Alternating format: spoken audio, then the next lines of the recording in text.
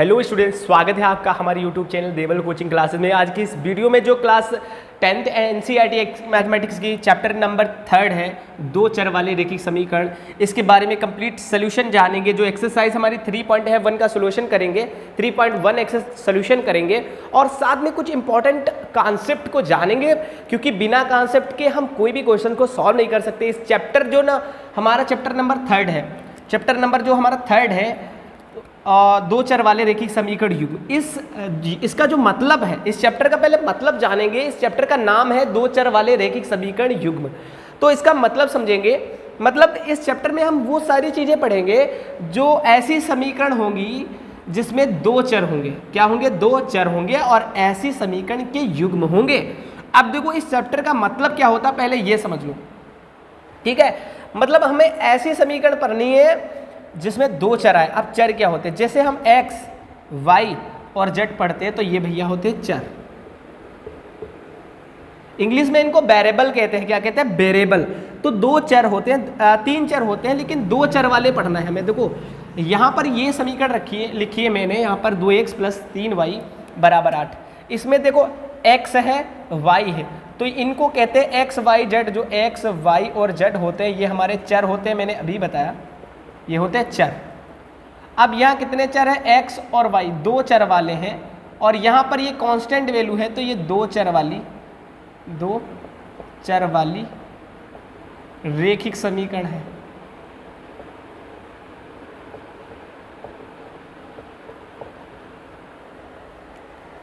तो ये दो चर वाली रेखिक समीकरण है। अच्छा है क्यों? देखो x, y, z है, अगर x आए y आए तो दो चर वाली रेखिक समीकरण है।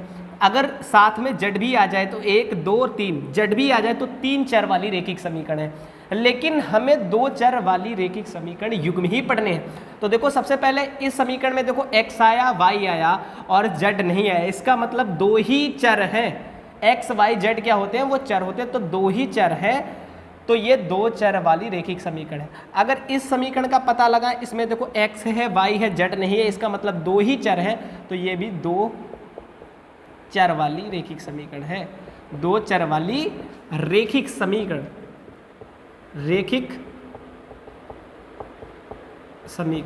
अब आप ये तो समझ गए दो चर वाली रेखिक समीकरण। अब युग्म जो आया है, युग्म का मतलब होता है भाई साहब जोड़ा। युग्म का मतलब होता है जोड़ा। मतलब दो चर वाली समीकरण तो होंगी, लेकिन एक नहीं होंगी, दो होंगे, क्योंकि जोड़े में दो चीजें।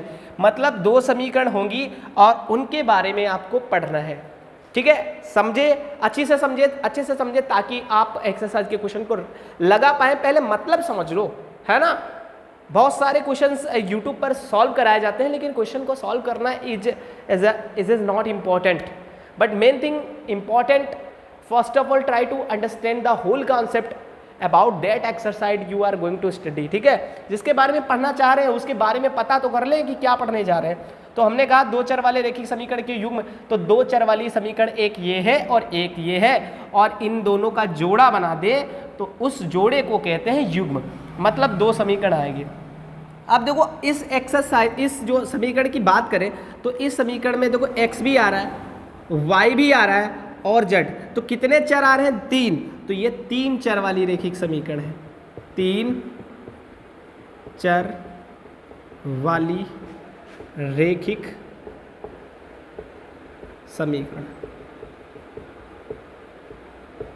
तो ये तीन चर वाली रेखिक समीकरण है। बस ये समझो कि हमें दो चर वाली रेखिक समीकरण पढ़नी है और उनका युग्म भी पढ़ना है। मतलब दो चर वाली रेखिक समीकरण और साथ में उसका जोड़ा भी हो। तो दो समीकरण आपको दे रखी होंगी, उनका ही सॉल्यूशन प्रोवाइड करना, उनको ही हल करना है।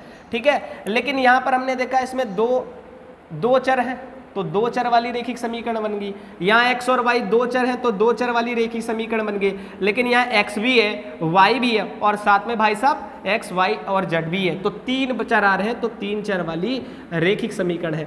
लेकिन हमें सिर्फ दो चर वाली रेखिक समीकरण पढ़ना है और तीन चर वाली रेखिक समीकरण नहीं पढ़ना है। लेकिन हमने कॉन्सेप्ट बताने के लिए आपको ये सारी चीजें बताई हैं। ठीक है, अब आप समझ चुके होंगे कि दो चर वाले रेखिक समीकरण युग्म का मतलब क्या होता है। अब चलते हैं एक्सरसाइज 3.1 के सोल्यूशन को बहुत अच्छी से प्रोवाइड करते हैं आपके लिए, लेकिन याद रखें कि वीडियो देखने के बाद आप खुद से प्रयास जरूर करें ताकि आप सारे क्वेश्चनों को आसानी से लगा सकें।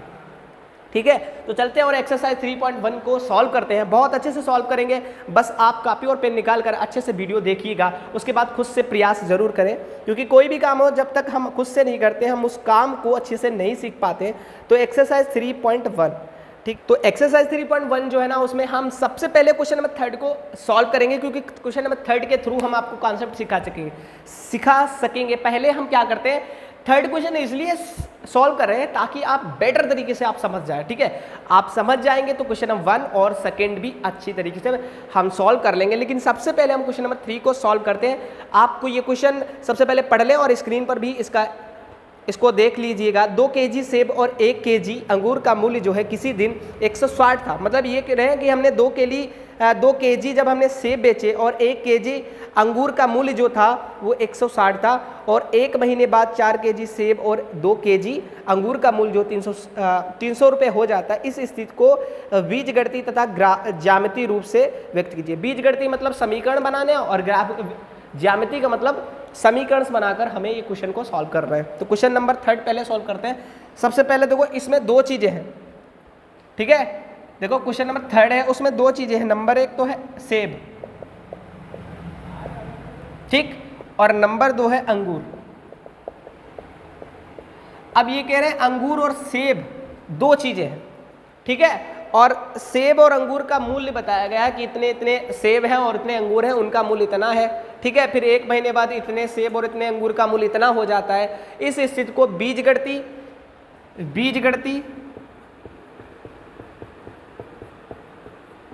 और ज्यामितीय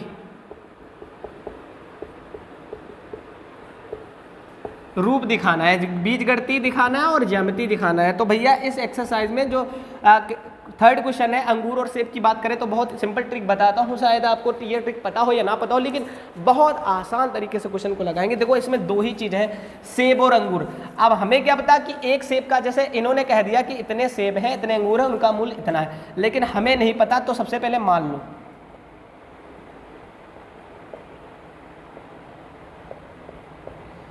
लो सबसे पहले क्या दे रखा है, सेब। सबसे पहले सेब दे रखा है, तो सेब का मूल्य मान लो पहले, है ना। 2 केजी सेब है और 1 केजी अंगूर, लेकिन हमें सेब का मूल्य, तो सबसे पहले लिख लो माना सेब का मूल्य। हमें सेब का मूल्य, सेब का मूल्य बराबर X रुपये। ठीक, ऐसे मान लो, तथा अंगूर का मूल्य भी मान लो।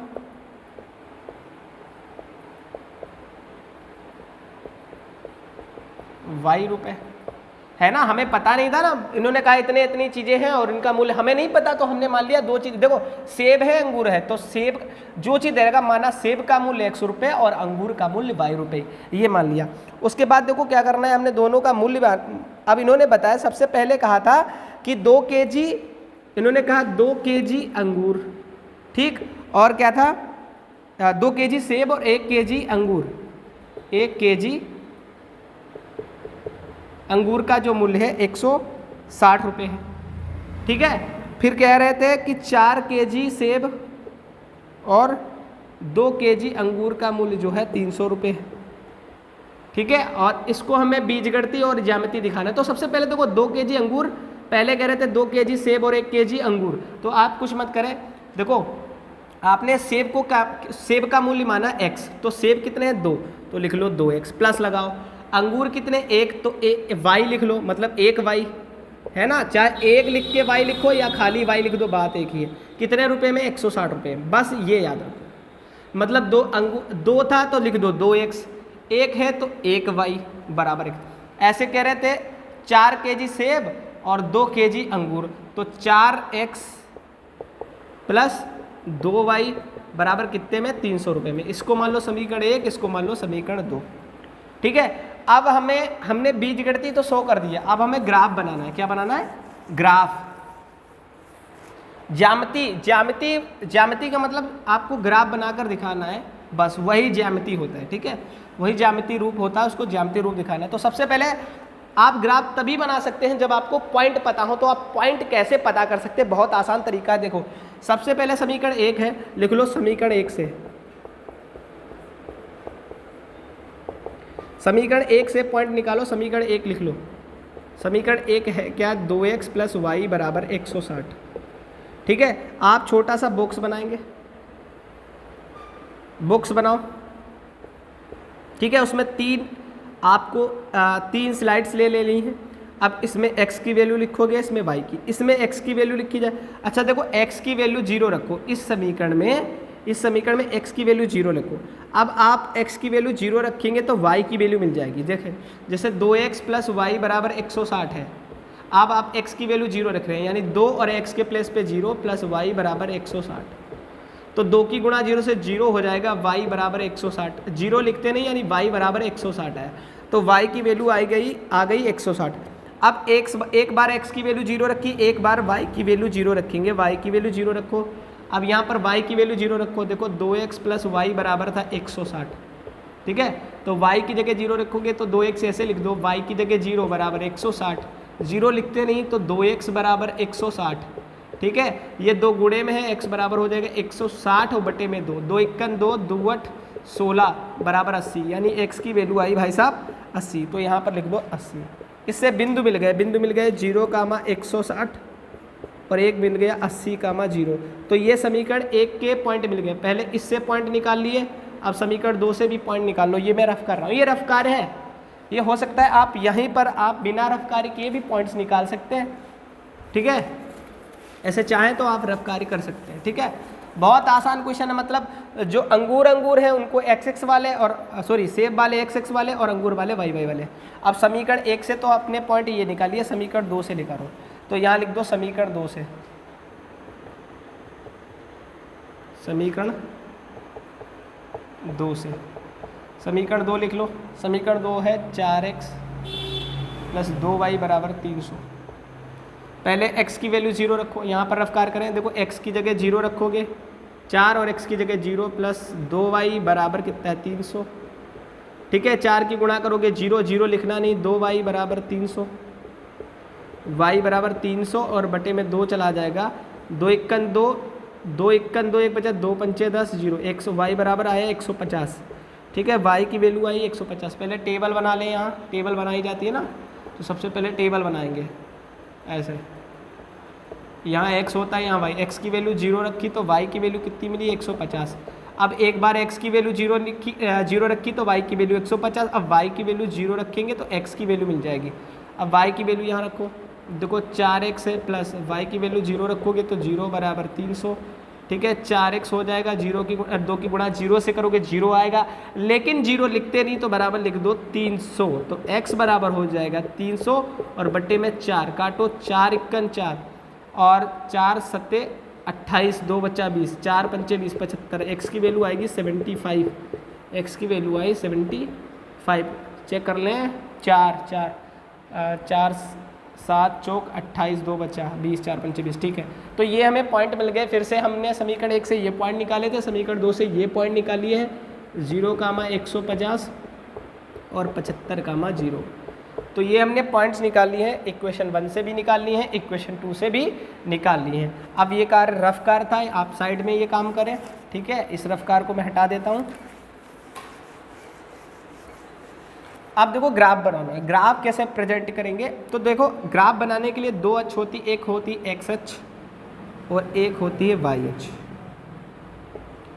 पहले यहाँ पर होता है 0, फिर अच्छा नंबर कैसे रिप्रेजेंट करने हैं, x की वैल्यू कितनी है सबसे ज़्यादा 0, 80, 75, तो आप क्या करें 20 ले लें ताकि 80 तक, यहाँ ले लें 10, 20, यहाँ पर पहले आता है 0, यहाँ पर 0, यहाँ 10, 20, 30, 40, 50, 60, 70, 80, ऐसे 10 ले। अगर 1 2 3 ले जाएंगे ना तो बहुत ज़्यादा वैल्यू हो जाएगी, वैसे आपकी मर्जी।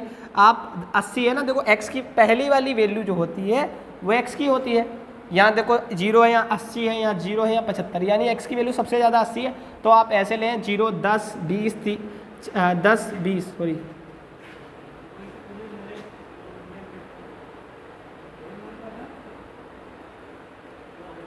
10 20 30 40 50 60 70 80 ऐसे 10 करके ले सकते हैं, ठीक है। तो उसके बाद y की वैल्यू सबसे ज़्यादा कितनी, 160, 160। तो आप ऐसे करके ले 20 की वैल्यू, जैसे 20 20 दूना 40, 40 40 में 2 जोड़ेंगे 20 जोड़ेंगे 60, 60 और 20 80, 80 और 20 100, 100 और फिर 160 है, ज़्यादा हो जाएगी, 40 40 लेना पड़ेगा, 40 40 40 दूना 80, 120, इसमें 120 में 40 जोड़ेंगे 160। तो यहाँ तक ही वैल्यू आएंगी, ऐसे लें, ठीक है। अगर इसमें 10 10 लेंगे तो ज़्यादा हो गया, तो हमने 40 के मल्टीपल लिया, 40 40 और 40 80, 80 और 40 140, ऐसे नंबर लेंगे, ठीक है। अब ग्राफ खींचना है आपको। सबसे पहले देखो इस पॉइंट से ग्राफ खींचना, x की वैल्यू 0 है, y की वैल्यू 160 है। तो x की वैल्यू 0 और y की वैल्यू 160 है, तो x की वैल्यू 0 देखो कहाँ है, ये x h होता है, x x day y y day. तो x की वैल्यू 0 है, y की वैल्यू 160 है, ये y है ना, y h, तो y पर 160 यहाँ पर मिला।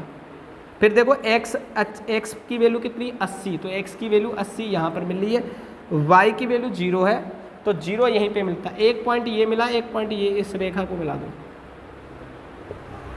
तो ये लाइन मिल गई। ऐसे ये वाले पॉइंट शो करने, x की वैल्यू 0 0 यहीं मिलता है, y की वैल्यू 160, y की वैल्यू हमेशा इस पे मिलती है 150। अच्छा देखो 160 ये है, 150 160 से कम होता है, यानी यहाँ पर कहीं पर पॉइंट होगा। उसके बाद x की वैल्यू 75 है, तो 75 यानी 70 यहाँ है, 75 यहाँ पर होगा, 70 और 80 के बीच में, और इनको मिला दो।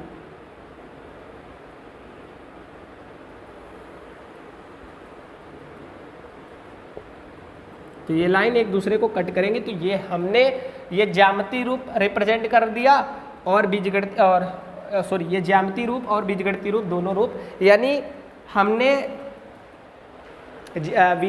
अलजेब्रिकली और ग्राफिकली दोनों रिप्रेजेंट कर लिए। तो ये क्वेश्चन नंबर थर्ड का जो क्वेश्चन नंबर फर्स्ट एक्सरसाइज 3.1 का जो थर्ड क्वेश्चन है वो कम्प्लीटली सॉल्व हो गया। हो सकता है ये क्वेश्चन समझ में ना आए, तो एक बार जरूर देख लें कि देखो दो चीज़ें थी, सेब थी, तो सेब का मूल्य मान लो x, अंगूर का मूल्य y। अब उसमें क्या थे, 2 सेब थे, 1 अंगूर था, 1 kg अंगूर था, उनको 2x + y बराबर 160, 4x + 2y बराबर, ये हमने समीकरण बना ली, समीकरण 1 से पॉइंट निकाल लिया, समीकरण 2 से पॉइंट निकाल लिए, ग्राफ खींच लिया और ये बना दिया। अब क्वेश्चन नंबर फर्स्ट को देखते हैं, सेकेंड को।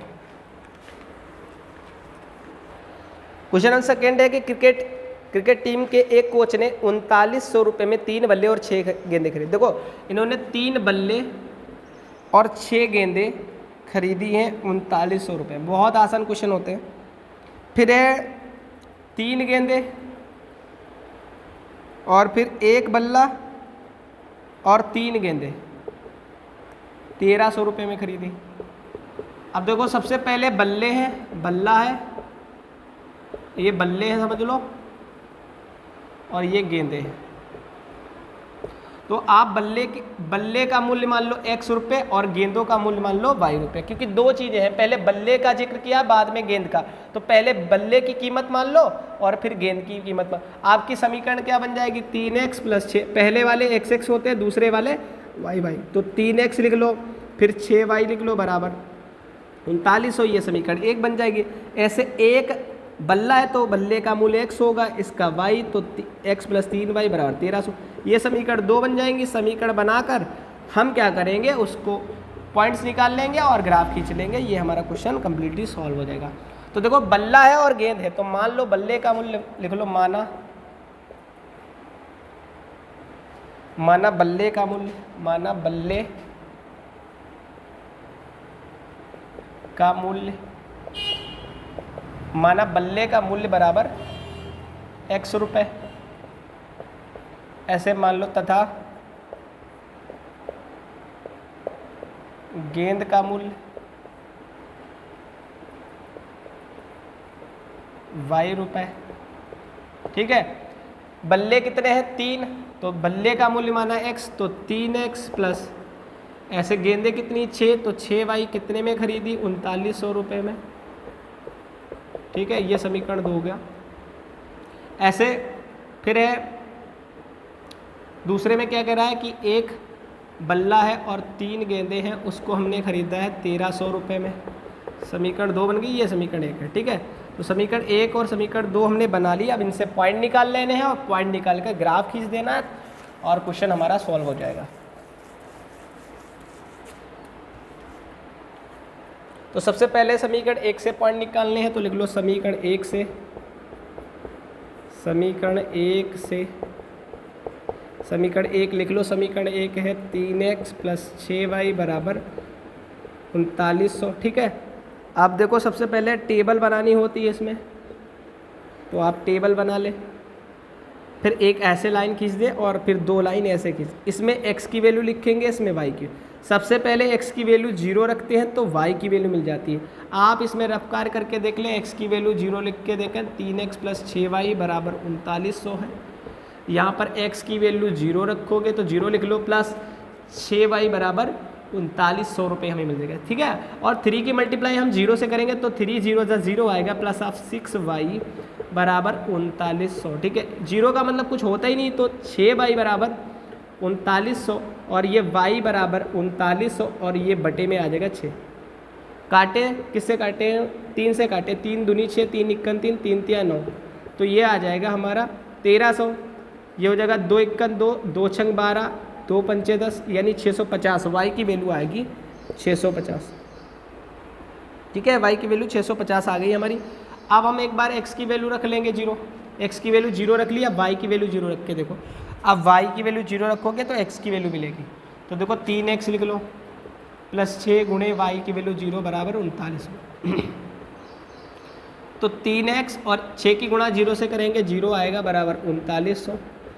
तो 3x बचा बराबर 3900, x बराबर हो जाएगा 3900 बटे में 3, 3 इक्कन 3, 3 इक्कन 3, 3 तिया 9, यानी 1300। x की वैल्यू निकली 1300, तो यहाँ पर x की वैल्यू 1300 निकली। तो बिंदु मिल गया ना समीकरण 1 से, 0, 650 और 1300, 0, ये मिल गए बिंदु। ऐसे ही समीकरण 2 से भी बिंदु निकाल लेंगे, समीकरण 2 से पॉइंट निकाल लेंगे। ठीक है, इसको रफ कर रहा हूँ। ये बहुत इजी क्वेश्चन है, एक्सरसाइज 3.1 कॉन्सेप्ट वाली है। शायद आपको ना समझ में आया हो तो एक बार वीडियो को पॉज करें, कुछ से ट्राई करें, और ना लगे तो एक बार वीडियो खुद से देखें, क्योंकि एक बार में हम कोई काम सीख नहीं जाते हैं। हो सकता है डिफ़िकल्टीज, अगर आपका बेस कमज़ोर है तो क्वेश्चन समझ में आने में थोड़ी प्रॉब्लम्स हो सकती है, और ना कोई प्रॉब्लम नहीं होगी। ठीक है,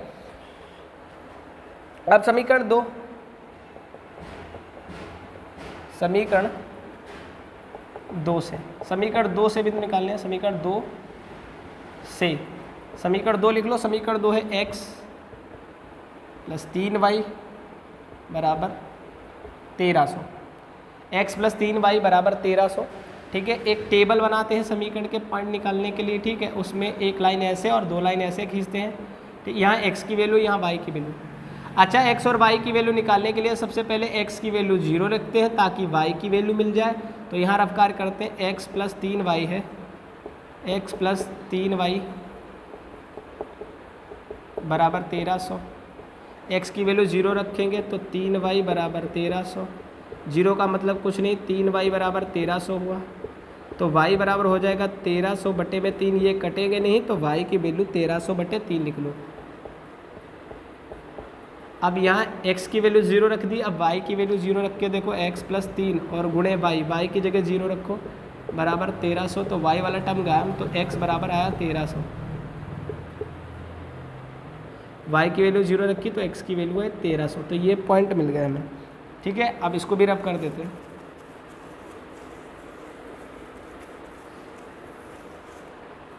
अब देखो पॉइंट क्या मिले यहाँ, 0, 1300 बटे में 3, 1300, 0, ये पॉइंट मिल गए। अब हमें ग्राफ बनाना है, तो देखो अच्छा निगेटिव कोई वैल्यू नहीं है तो निगेटिव वैल्यू लेनी ही नहीं है। ऐसे ग्राफ बनाओ,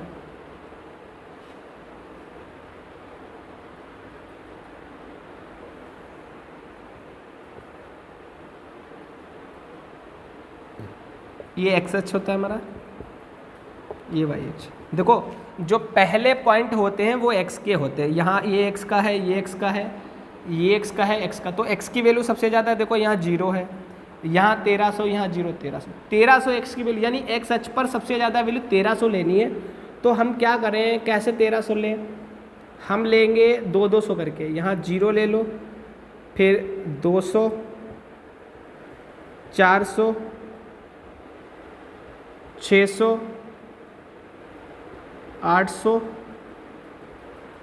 1000, 1200, फिर 1400। क्योंकि 1300 लेना है तो हम 1400 तक ले लेंगे, 100 फालतू ले लेंगे, क्योंकि वैसे अगर 100 लेते तो बहुत ज़्यादा बड़ा बन जाता, तो ऐसे आप ले सकते हैं। अब 1300 चाहिए तो यहाँ 1400, इसके थोड़ा पीछे 1300 होगा, ऐसे ऐसे समझ लें।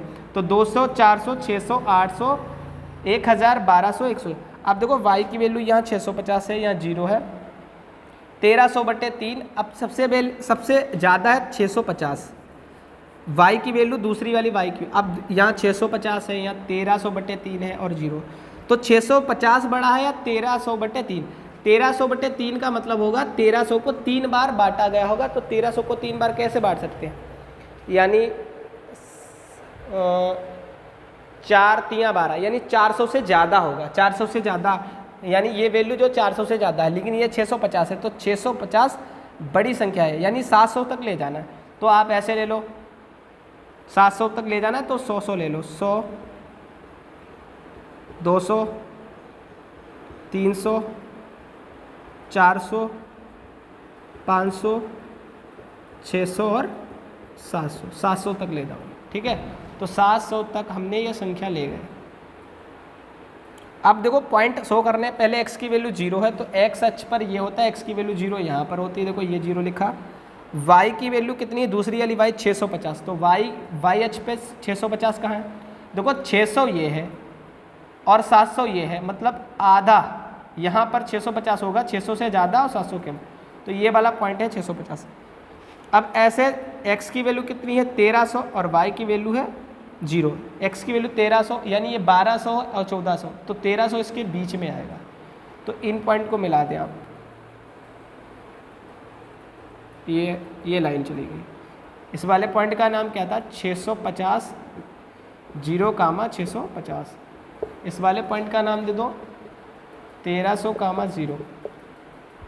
अब देखो ये वाले पॉइंट x की वैल्यू कितनी है 0, x की वैल्यू 0 है, y की वैल्यू है 1303, यानी 4 3 12, 400 से ज़्यादा होगी। इसका मतलब, इस संख्या का मतलब होता है 400 से ज़्यादा। तो y की वैल्यू 400 यहाँ है, 400 ज़्यादा, यानी यहाँ कहीं पे समझ लो। ठीक है, और इस वाले पॉइंट x की वैल्यू 1300 है, तो 1300 यही पॉइंट मिलेगा, और y की वैल्यू 0 है, तो y की वैल्यू, यानी ये लाइन ये पास करेगी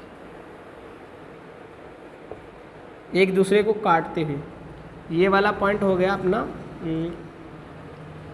0, 1300/3, और ये हो गया अपना 1300, 0। ये पॉइंट लिखा है पहले से, ठीक है, सेम पॉइंट है।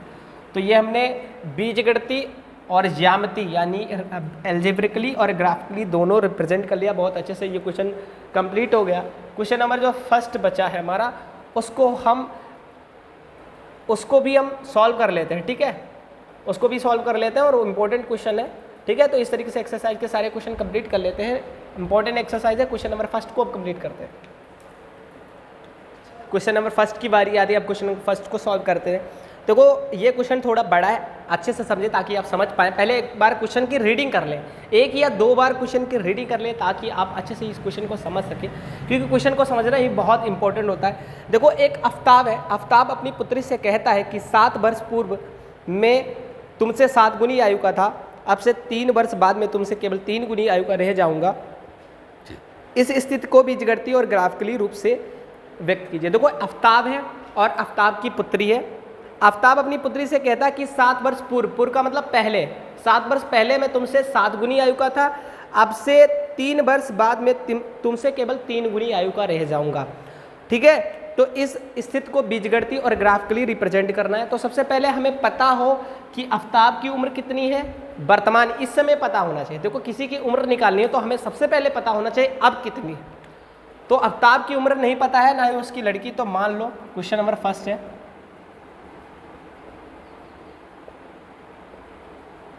क्वेश्चन नंबर फर्स्ट हमें नहीं पता आफ्ताब की उम्र कितनी है और उसकी लड़की है, तो मान लो, माना आफ्ताब की, कौन है भाई साहब, आफ्ताब, आफ्ताब माना आफ्ताब की वर्तमान आयु,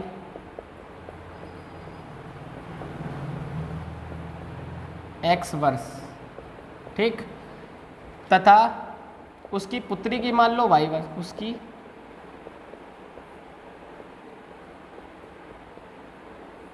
पुत्री की वर्तमान आयु बराबर y वर्ष, ठीक। आफ्ताब की पुत्री की हमें इन्होंने कहा 7 वर्ष पहले की बात करी, उन्होंने कहा कि 7 वर्ष पहले जो थे हम तुमसे 7 गुनी आयु के थे, ठीक है, और अब से 3 वर्ष जो बाद में आएगा, वर्ष बाद हम तुमसे केवल 3 गुनी आयु के रह जाएंगे। तो सबसे पहले अभी कितनी मानी, वर्तमान का मतलब इस समय मान ली आफ्ताब की x है और इस समय उसकी लड़की की मान ली y।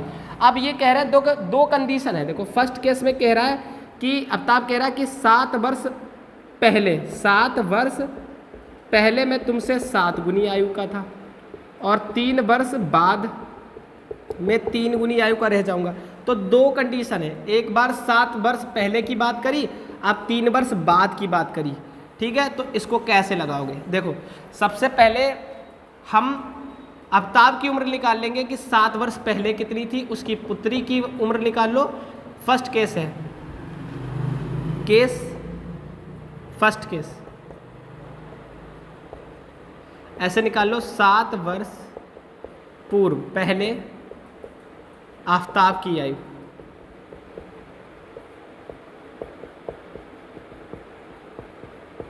अच्छा अभी कितनी x है, और 7 वर्ष पहले मतलब पहले उम्र कम थी तो अब ज़्यादा होगी, घटानी पड़ेगी, पहले हो तो घटा दो, बाद आए तो जोड़ दो। ऐसे निकाल लो 7 वर्ष बाद या पश्चात आफ्ताब की पुत्री की आयु,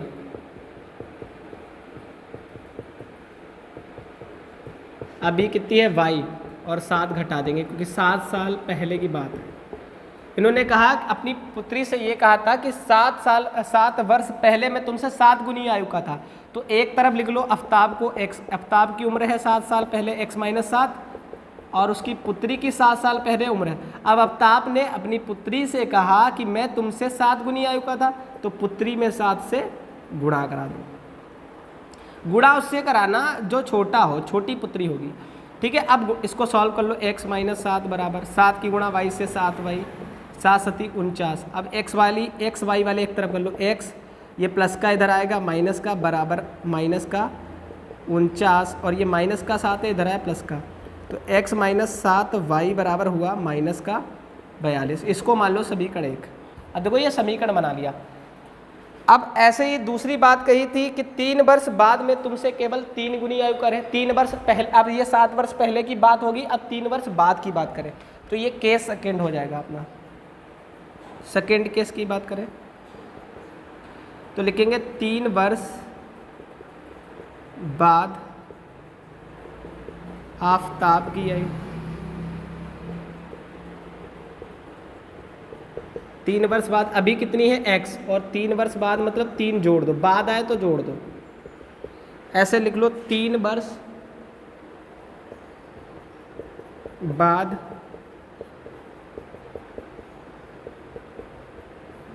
आफ्ताब की पुत्री की आयु,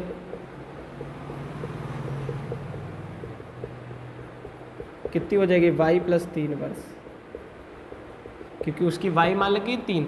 अब उन्होंने क्या कहा था कि 3 वर्ष बाद में तुमसे 3 गुनी आयु का, एक तरफ आफ्ताब को लिख लो x + 3 और एक तरफ उसकी पुत्री को, और आफ्ताब अपनी पुत्री से 3 वर्ष 3 गुना थे तो 3 से गुणा कर दो अपनी पुत्री में, इनकी पुत्री में, क्योंकि गुणा उसी में होती है जो छोटा होता है, छोटी पुत्री होगी।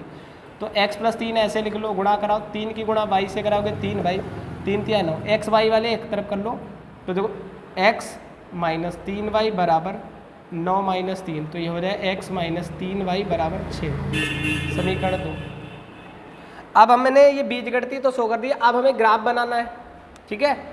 अब हमें ग्राफ बनाना है, तो ग्राफ बनाने के लिए समीकरण 1 ये है, समीकरण 2 है, समीकरण 1 से बिंदु निकाल लेंगे, फिर समीकरण 2 से बिंदु निकाल लेंगे और ग्राफ बनाए। पहले आप इतना नोट कर लें, ठीक है। मैं रफ करने जा रहा हूँ, मैं समीकरण 1 को लिख ले रहा हूँ, समीकरण 2 को लिखे ले रहा हूँ और उसके बाद में क्वेश्चन को सॉल्व करता हूँ। आप ये सारा रफ करना पड़ रहा है क्योंकि स्पेस कम है, ठीक है। बहुत इंपॉर्टेंट क्वेश्चन है, बहुत आसान है, आप एक दो बार समझे और वीडियो को देखें अच्छी तरीके से ताकि आप सारे क्वेश्चनों को समझ सके आसानी से। I am going to rough this work. समीकरण को लिख लो, ठीक है, और बाकी सब रफ कर रहा हूँ।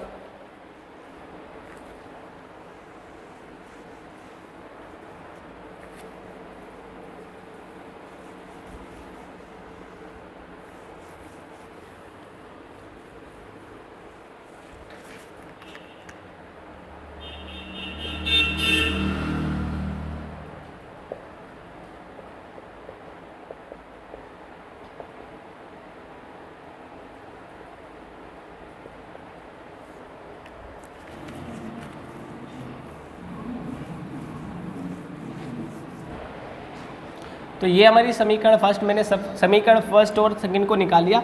अब इनसे पॉइंट निकाल लेने हैं। समीकरण 1 से लिखो, समीकरण 1 से, समीकरण 1 है हमारी x माइनस 7y बराबर माइनस के 42। अब पॉइंट निकालने के लिए पहले टेबल बनानी पड़ती है, टेबल बना लो। एक्स वाई, एक्स की वैल्यू 0 रखनी है, तो देखो यहाँ रफ कार x minus 7y equal to minus के 42। एक्स की वैल्यू 0 रखेंगे तो 0 7y बराबर माइनस के 42। 0 लिखते नहीं, 7y बराबर हो गया माइनस के 42। तो y बराबर माइनस से माइनस काट दो, 42 है, नीचे 7 है, 7 छंग 42, यानी y की वैल्यू 6 निकल आई, ठीक है। तो y की, x की वैल्यू 0 रखी तो y की वैल्यू निकली है 6। अब y की वैल्यू 0 डालेंगे तो x की वैल्यू मिलती है। अब y की वैल्यू डाल के देखो, x माइनस 7 और y की जगह 0 बराबर माइनस 42। तो x 7 की गुणा 0 से करेंगे 0 आ जाएगा बराबर माइनस 42। तो x बराबर आ जाएगा माइनस के 42। तो x की वैल्यू आई माइनस के 42। इस बार माइनस में भी पॉइंट निकला है, 0,6 आ गया पॉइंट, माइनस 42,0 आ गया। अब समीकरण 2 से भी पॉइंट निकाल लेते हैं।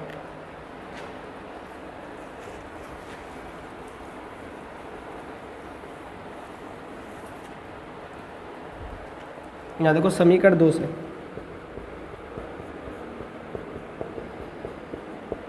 समीकरण 2 लिख लो। समीकरण 2 क्या है, x माइनस 3y बराबर 6। टेबल बनाओ, x और y, x की वैल्यू 0 रखेंगे, y की वैल्यू कितनी मिलेगी, देखो यहाँ x माइनस 3y बराबर 6, x की वैल्यू 0 रखोगे तो 3y मिलेगा बराबर 6। तो माइनस 3y बराबर 6, y बराबर 6 बटे माइनस 3, 3 दूनी 6, ठीक है। तो x y बराबर माइनस 2 आएगा, y की वैल्यू आ गई माइनस 2। अब y की वैल्यू 0 डालो, तो y की value x minus 3 into y की वैल्यू 0 बराबर 6। तो x 3 की गुणा 0 से करेंगे 0 आएगा बराबर 6, x बराबर वैल्यू आ जाएगी 6। तो x की वैल्यू आ गई 6। तो पॉइंट मिले 0, -2 और 6, 0। तो ये 2 पॉइंट मिल गए, ठीक है, ये 2 पॉइंट मिल गए हमें। अब ये रफ कर दे रहे हैं। अब पॉइंट मिल गए, जब पॉइंट मिल जाते हैं तो हम उससे क्या निकाल लेते हैं, उससे ग्राफ बनाना है। तो ग्राफ बनाने के लिए देखो, पॉइंट इस बार माइनस में भी, x की वैल्यू 42 है माइनस में, तो x पे ज़्यादा आएगा,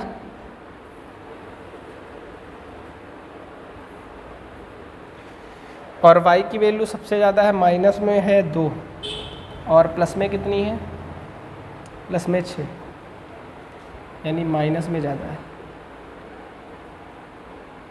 ये यहाँ नहीं बनाना है, इस बार माइनस में ज़्यादा है तो ऐसे बनाना है, क्योंकि माइनस की तरफ ज़्यादा है। तो देखो x की वैल्यू सबसे ज़्यादा है, कितनी है, 6, और माइनस में 42। तो 6 से ले 0, यहाँ पर माइनस 6 की 6 दूनी 12, 6 तिया 18, 6 चौक 24, 6 पंचे 30, 6 चंग 36, 6 सत्ते 42। तो 6 करके ले लो, माइनस लगा दो, है ना, क्योंकि 42। फिर प्लस में सबसे ज़्यादा कितनी है, प्लस में है 6। तो यहाँ लिख लो 1, 2, 3, 4, 5, 6। अब y की वैल्यू सबसे ज़्यादा कितनी है, माइनस में 2 है और प्लस में है 6। माइनस में -1, -2, -3, -2 तक है, और प्लस में है 6। तो 1, 2, 3, 4, 5 और 6। अब पॉइंट शो करो, x की वैल्यू 0 है, यहाँ देखो ये वाले पॉइंट x की वैल्यू 0, तो 0 यहाँ पर होता है, x की वैल्यू 0 है और y की वैल्यू कितनी है 6, y की वैल्यू 6 यहाँ पर मिलेंगी। यहाँ x की वैल्यू कितनी है -42, तो x की वैल्यू -42 यहाँ पर मिलेगा, y की वैल्यू 0 यहाँ पर, तो इन पॉइंट को मिला दो।